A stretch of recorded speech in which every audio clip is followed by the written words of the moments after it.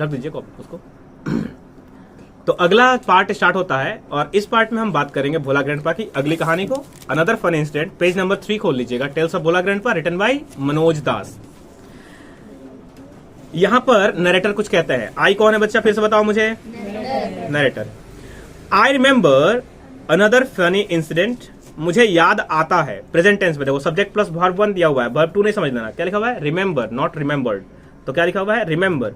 मुझे याद आता है another funny incident about Bhola grandpa, एक दूसरा हास्यप्रद यानी कि मजाकिया है ना, या हंसी वाला आसान भाषा में बोले तो, इंसिडेंट यानी कि घटना, about Bhola grandpa, Bhola grandpa का माने कि भोला दादाजी जो है उनका एक दूसरा इंसिडेंट जो घटा, जो नरेटर को याद है वो। Please be quite. I remember another funny incident about Bhola grandpa, मुझे याद है दूसरा मजाक से भरा हुआ या फिर हास्यप्रद हंसी वाला कहानी या घटना, किसका? भोला ग्रैंडपा का, रिलेटेड बाय माय फादर, जो किससे संबंधित था बच्चा? मेरे खुद के पिताजी से।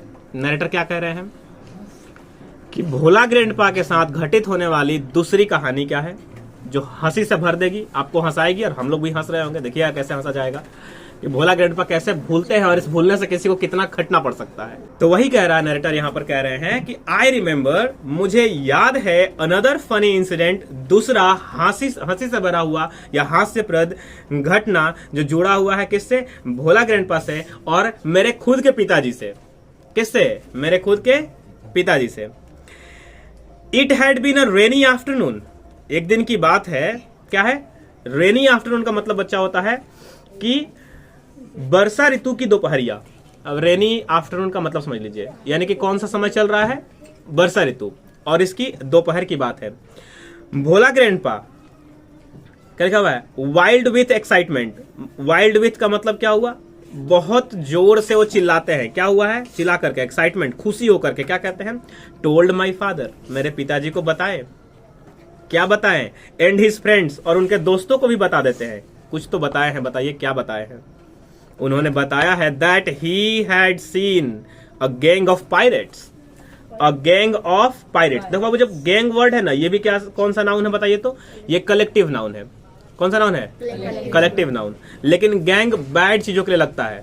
पायरेट्स लुटेरे होते हैं, है ना। गैंग किसका बनता है? बदमाश बच्चों का जो झुंड होता है उसको क्या बोलते हैं? गैंग बना होता है उनसे के मार ससुरा।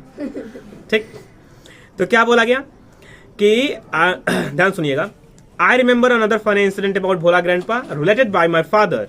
मैंने एक दूसरी कहानी आपको बतानी है आज जो बहुत ही हंसी वाली है, जो मेरे खुद के पिता से जुड़ी हुई है। तो एक दिन भोला ग्रैंडपा एकदम, अच्छा क्वेश्चन यहां से बनता है कि जिस दिन की बात कर रहे हैं वो दिन कैसा था? पूरा एकदम सनी था, साफ था? नहीं, रेनी आफ्टरनून लिखा हुआ है, मतलब कि बादलों वाला दिन है, वर्षा ऋतु का मौसम है और आफ्टरनून माने दोपहरिया का समय चल रहा है। क्वेश्चन आता है यहां से, ध्यान रखिएगा। भोला ग्रैंडपा बहुत खुश हुए और खुश होकर मेरे पिताजी और उनके दोस्तों को क्या बताते हैं? Told his friends that he had seen, उन्होंने देखा है, अ गैंग ऑफ पायरेट्स, यानी कि झुंड। किसका झुंड? लुटेरों का। अब पायरेट्स कैसे लुटेरे होते हैं? नॉर्मल समुद्री लुटेरे। क्या बोलेंगे पायरेट्स मतलब? समुद्री लुटेरे। दे वर बरिंग, बरी करने का मतलब क्या होता है बाबू? ऐसे बैरी भी पढ़ा आता है, burying. They were burying a large box, वो क्या कर रहे हैं? तो दफना रहे हैं। यहां दफनाने की जगह पर अच्छा वर्ड लगाइएगा, गाड़ रहे थे। क्या कर रहे थे वो? जमीन के अंदर गाड़ रहे थे। अ लार्ज बॉक्स, एक बड़ा सा बक्सा। कितने बड़े? कितना बड़ा बताओ तो? बहुत बड़ा। अ लार्ज बॉक्स, बहुत बड़ा। पूरा खुश होकर एकदम बता रहे, एकदम सुन लो, बता देते हैं, एकदम माला माल हो जाओगे, है ना। अमीर, सोने जवाहरात, हीरे मोती सब मिलेगा। कैसे बोल रहे? ध्यान सुनना। They were burying a large box under one of the sand dunes. अब ये नहीं बताया कौन सा, क्या बोल रहे हैं? One of the sand dunes. Sand dunes का मतलब होता है रेत के टीले। रेत के टीले मतलब कैसे बोलेंगे? मान लीजिए आपने घर से निकले और बाहर में आपने क्या देखा? कहीं आसपास कहीं जा रहे थे, देखे एक बड़ा सा पत्थर पड़ा हुआ है, उसको हम लोग क्या बोलते हैं? टीला। क्या कहते हैं बच्चा? टीला। जमीन का वो पार्ट जो नॉर्मल सतह से थोड़ा क्या हो, ऊंचा उठा हो, उसे क्या कहते हैं? टीला। मान लीजिए आपने देखा होगा झोपड़ी, ठीक है, झोपड़ी तो बनाई जाती है, इसलिए उनको टीला नहीं बोलते हैं, लेकिन वही जितना झोपड़ी वाला घास फूस है और उसको एक जगह इकट्ठा करते हैं तो वो भी क्या बन जाएगा, टीला जैसा। जैसे गांव में देखिएगा ना, तो लोग जो पुआल होता है, पिटारी जिसको हम बोलते हैं, स्ट्रॉ, उसको इस्तेमाल करके गोल गोल गोल करके बना देते हैं।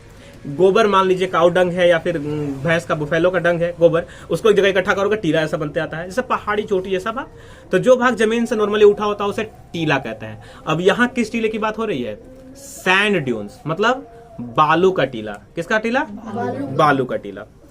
ऑन द सी शोर, सी शोर का मतलब अब क्या होता है, समुद्र किनारा। सी शोर का मतलब समुद्र किनारा।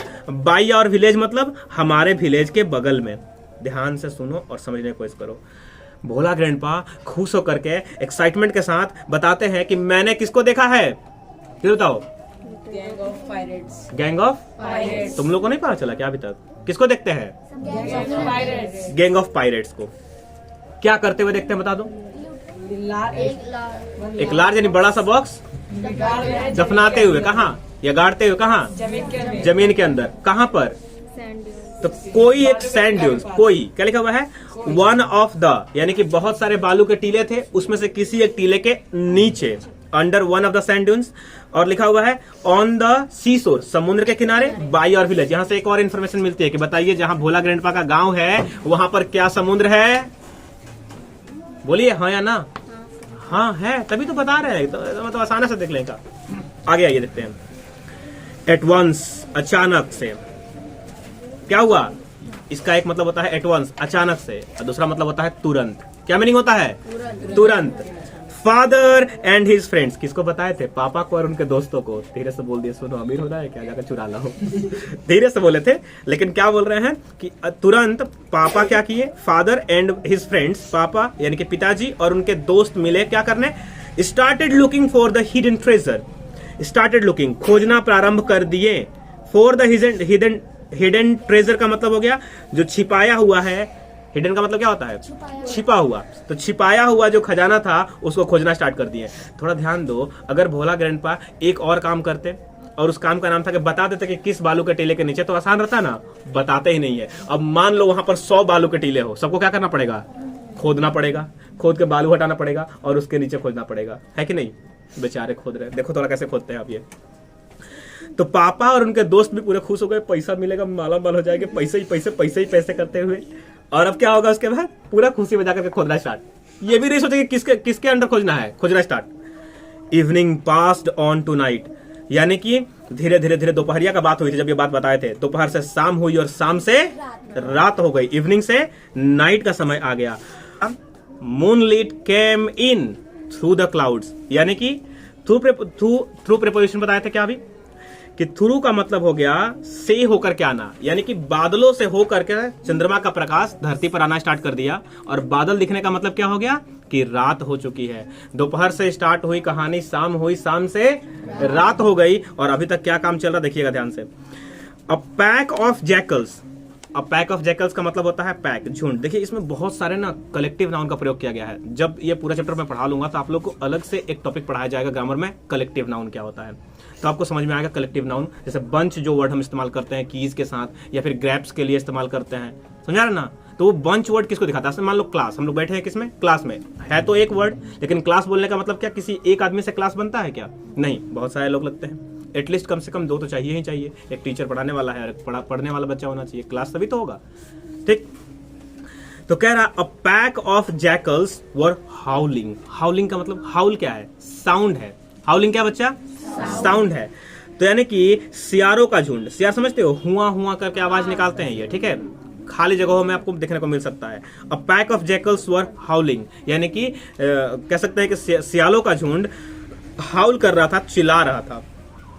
इट वॉज पास्ट मिडनाइट, ये कब का समय था बच्चा, पास्ट मिडनाइट। सोच के देखो, दोपहर से स्टार्ट हुई थी, मतलब कि मध्य दिन का मध्याह्न से, और कब हो गया, रात होने वाली है। क्या लिखा हुआ है, इट वॉज पास्ट मिडनाइट, यानी कि मिडनाइट गुजर गई। और क्या बोल रहा है, at this point of time, अब यानी कि इस वक्त, कब, मिडनाइट के समय। बताओ कितने, कब बाबू याद आया, तो मिडनाइट के समय एक नया घटना घटा। भोला ग्रैंडपा कन्फेस्ड, वो आ करके कन्फेस किए। कन्फेस करने का मतलब होता है स्वीकार कर लेना। क्या स्वीकार करना, जो गलती की है। तो at this point of time Bhola grandpa confessed, Bhola grandpa क्या किए, कन्फेस किए। क्या कहते हैं वो सुनो ध्यान से, that there was no real treasure, कि कोई भी वास्तविक खजाना या सचमुच का खजाना नहीं था। क्या नहीं था? सचमुच का कोई खजाना था क्या? पक्का था? नहीं था। तुम कैसे बोल सकते हो नहीं था? क्योंकि ये सब क्या था? It was all a dream which he had, जिसको उन्होंने देखा था। क्या लिखा हुआ है? During his mid day nap. Mid day nap, अब यहां मिड डे का मतलब होता है दोपहर, नैप का मतलब होता है झपकी लेना, छोटी स्लीप, जो आधे घंटा का 15 मिनट का स्लीप लेते हैं ना हम लोग, आराम करते हैं, फिर 45 मिनट, 1 घंटे से कम की नींद। समझ में आया ना? थोड़ा देर के लिए शरीर को आराम देने के लिए हम जब आराम करते हैं, थोड़ा ले लेते हैं हल्की सी झपकी, उसी को कहते हैं मिड डे नैप। दोपहर में लिए तो मिड डे नैप हो गया। तो मिड डे नैप ले रहे थे भोला ग्रैंडपा। अब सर ध्यान से देखिएगा, मेरी एक्टिंग को थोड़ा देख लो यार, थोड़ा समझा करो। अब मान लो दोपहर का समय है, भोला ग्रैंडपा खाना खा लिए। खाना खाने के बाद उनको क्या हुआ? ओ ऐसा बात है, अच्छा गाड़ रहे हो। ओ मतलब पूरा कहानी को देख लेते हैं। अज्यूम मैं यहाँ थोड़ी दिखा सकता हूँ, मतलब क्या देख रहे हैं वो? गाड़ रहे थे। कौन? पायरेट्स लोग। क्या गाड़ रहे थे बच्चा? खजाना। कहाँ गाड़ रहे थे? तो हमारे गांव के बगल में जो समुद्री किनारा है वहीं पर सैंड ड्यून्स के नीचे। ये पूरा बात इन्होंने किसमें देखी? सपने में। सपना टूटते ही उठते ही किसको बताया? मेरे पिताजी को और उनके फ्रेंड्स को बता दिया, लेकिन ये नहीं बताया कि हम सपने में देखें। ये बिल्कुल नहीं बताया कि हम सपने में देखें। बात समझ आ रही ना? अगर ये बता दिया होता कि ये सब कुछ सपना था, कुछ सच में नहीं था, क्या सच में बताओ कोई ट्रेजर था? तो आंसर होगा नो, क्योंकि ये सब क्या था? सपने में देखा गया था, इसलिए रियल ट्रेजर मिलना पॉसिबल ही नहीं है। बात समझ में आ रही ना?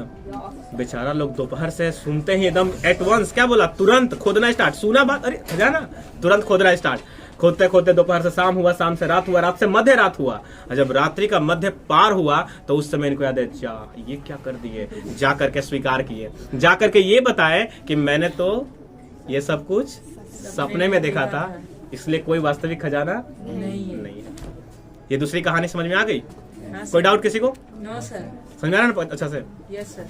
ध्यान से देखना कि इस पार्ट में आपको क्या जानने को मिला, कि एक दूसरी कहानी जहां भोला ग्रैंडपा के भूल जाने की वजह से किसी और को कितनी परेशानी हो सकती है, और वो कितने मजे में है, लास्ट में जाकर बस स्वीकार कर लेते हैं। तो कुछ फनी इंसिडेंट्स ऐसे आपको मिलता है, जैसे अंकल पोजर हैंग्स अ पिक्चर आपने कहानी पढ़ी होगी, वहां पर भी आपको यही था, सब काम तो हम खुद ही कर लेंगे, फोटो खुद लगा लेंगे, लेकिन सबको एक साथ इन्वॉल्व कर लेते थे। फिर भी फोटो नहीं लगता था, कोई फोटो का फ्रेम निकल गया, कांच अलग हो गया, उंगली कट गया, हैंकरचिप से। तो ऐसी कहानियां क्या होती है? फनी स्टोरीज होती है। ठीक है, ये शॉर्ट स्टोरी है, फनी स्टोरी है। नरेटर इसमें कितने खूबसूरती से प्रेजेंट कर रहा है, बच्चों को हंसाया जा रहा है यहाँ पर, और हंसते हंसते उनको पढ़ने भी सीखना है। पढ़ाई बच्चों इसी तरह से बहुत मजेदार होती है, इसको बोरिंग नहीं समझना। अगर रेगुलर क्लास अटेंड करोगे, सब कुछ सुनोगे और समझोगे ना, तो क्लास में भी मजा आएगा, जैसे कि लगता है कोई गेम खेल रहे हैं हम लोग, फैसिनेटिंग लगेगा आपको ये। ठीक, तो अब इसका अगला पार्ट में पूरा कहानी कंप्लीट कर दिया जाएगा। आज के लिए इतना ही रखते हैं।